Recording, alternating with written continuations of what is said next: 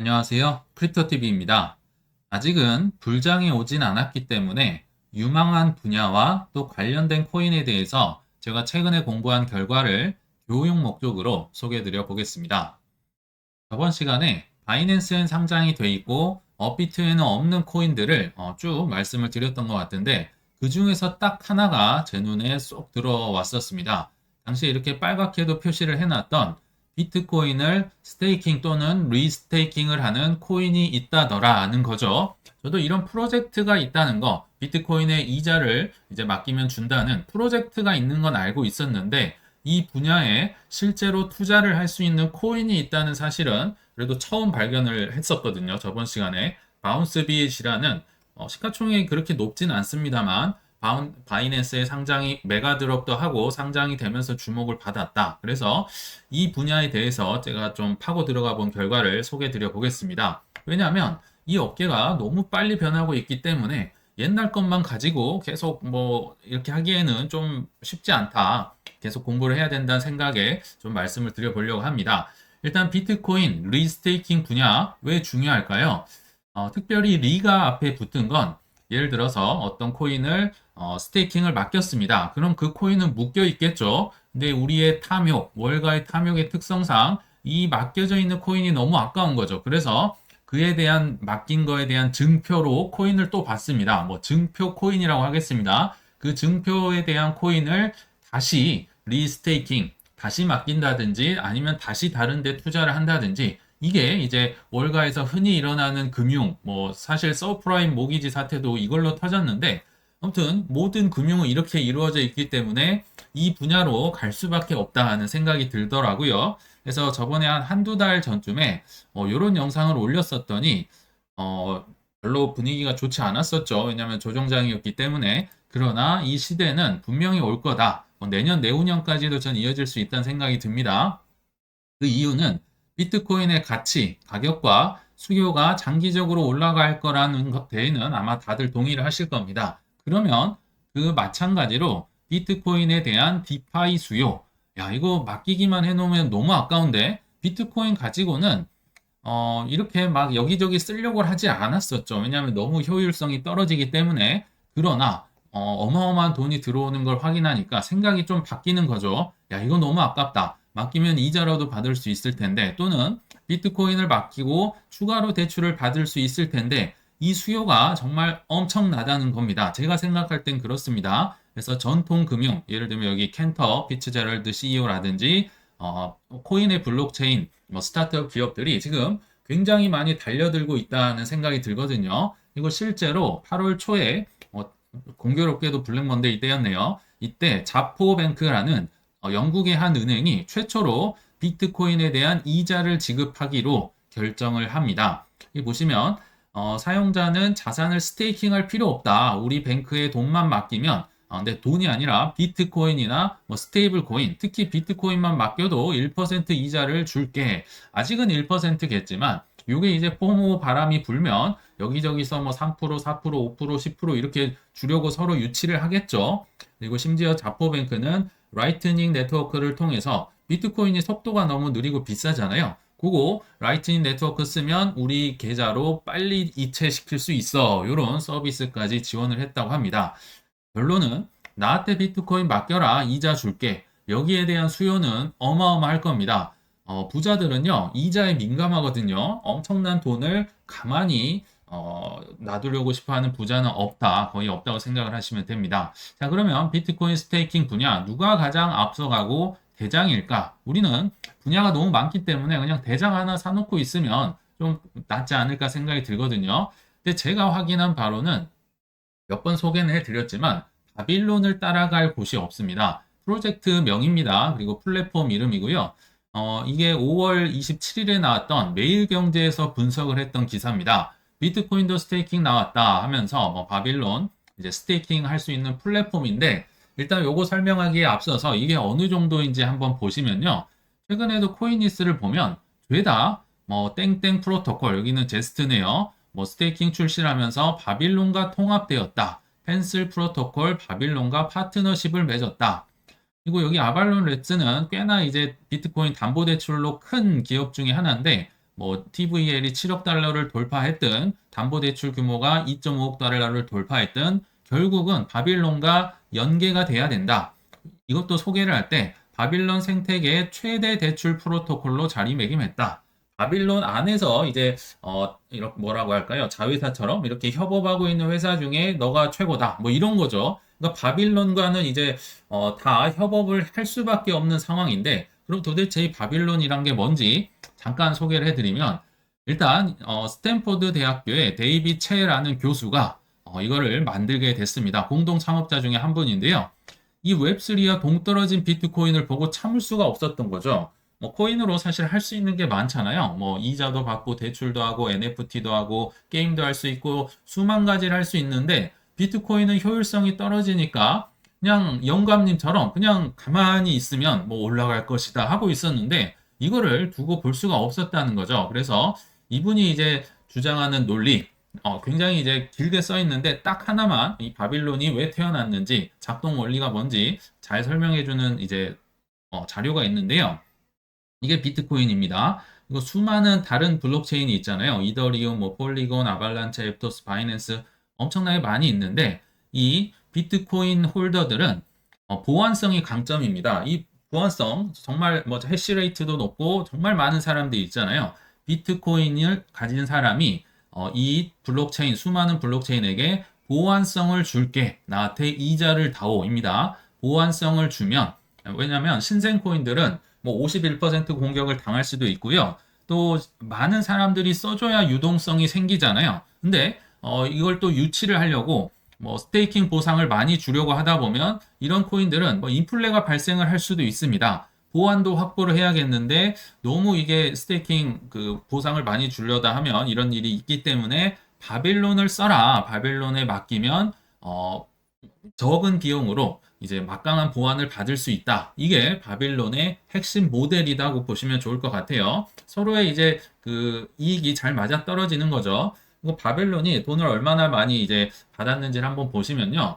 사실 이거 완전 초창기라서 이 정도 금액을 받는 게 제가 볼 때 거의 없습니다. 아까 말씀드린 뭐 바운스 비트라든지 뭐 여러 개 해봤자 몇백만 달러 되지도 않는데 바빌론은 일단 7천만 달러로 시작을 했고요.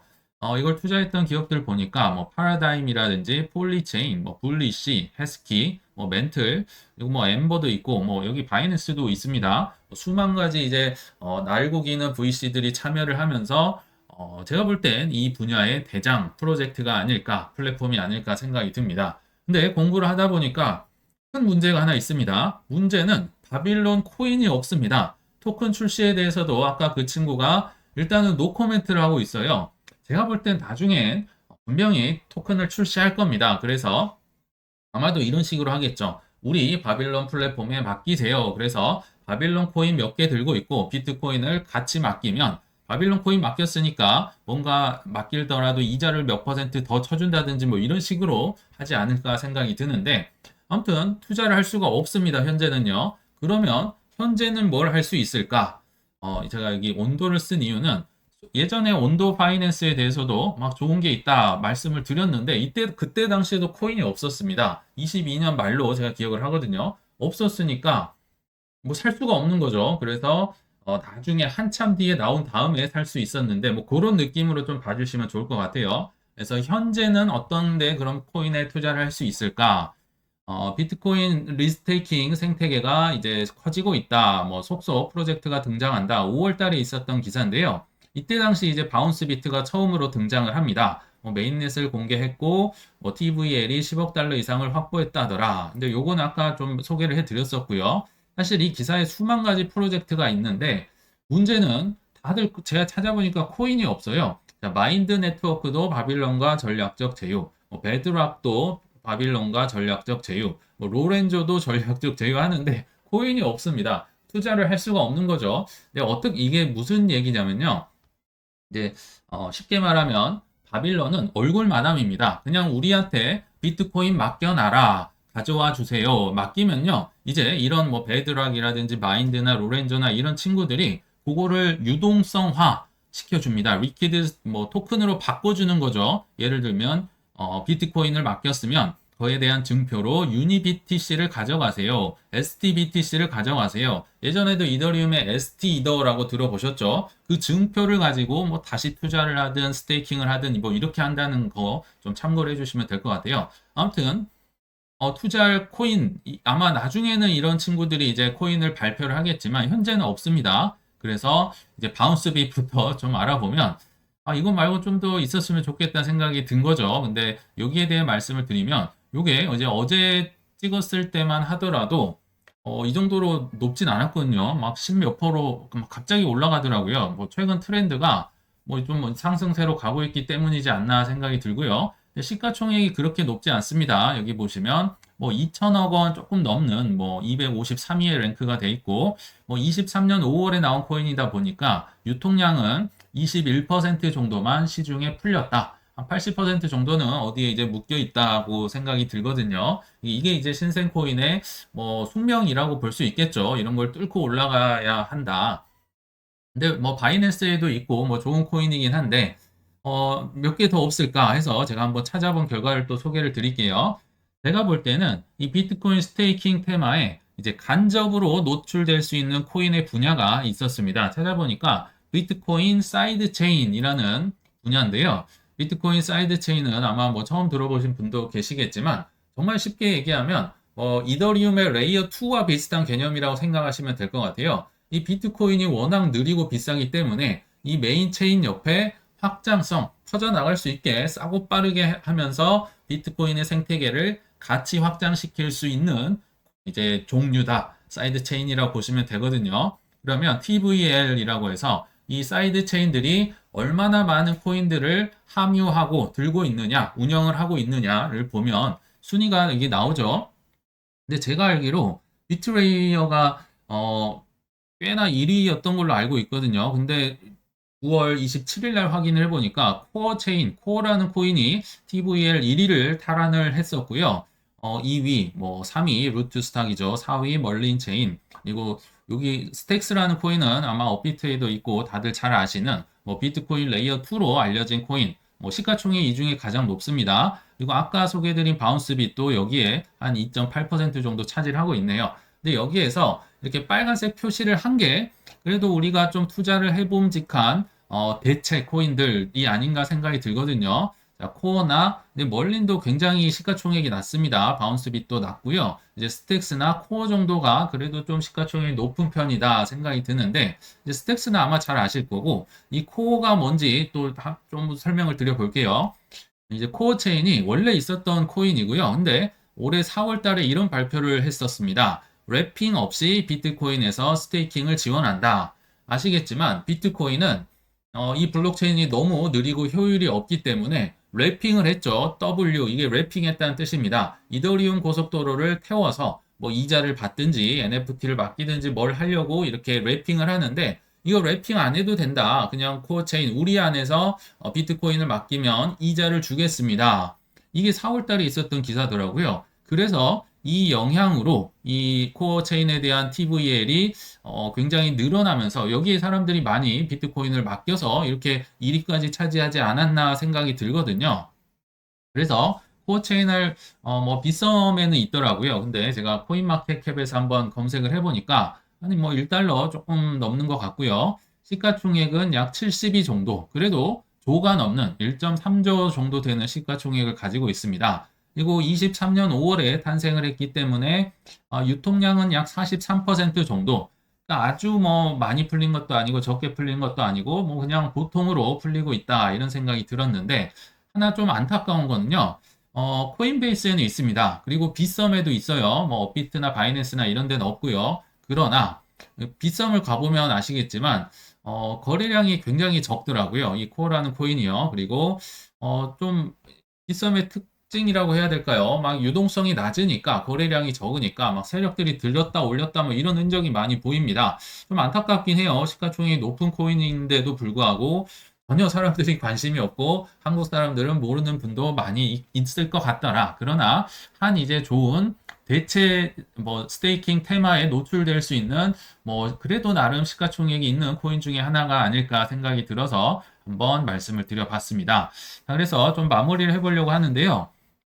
결론은 나중에 바빌론 코인이 언젠간 런칭이 될 거라 보고 런칭 된다면 조정 시에 한번 매수 고민을 해보면 어떨까 생각이 일단 들었습니다. 아쉽게도 너무 초창기라 비트코인 스테이킹 테마에 노출되려면 뭘 사요에 대한 명쾌한 정답은 제가 찾지를 못했던 것 같습니다. 그냥 앞서 말씀드린 대로 불확실하잖아요. 뭐 바운스 비트라든지 코어라든지 불확실하니까 정말 투자하고 싶다면 뭐 떨어질 때 몇십만 원 저도 공부하는 차원에서 한번 사볼 생각은 갖고 있습니다. 그러나 앞으로 비트코인 스테이킹 수요는 증가할 것으로 예상이 되므로 나중에 바빌론 같은 대장 코인이 나올 수 있음을 그냥 미리 알고 가자. 미리 알고 있자는 교육 차원에서 말씀드린 거니 참고를 부탁드리겠습니다. 네, 시청 감사합니다.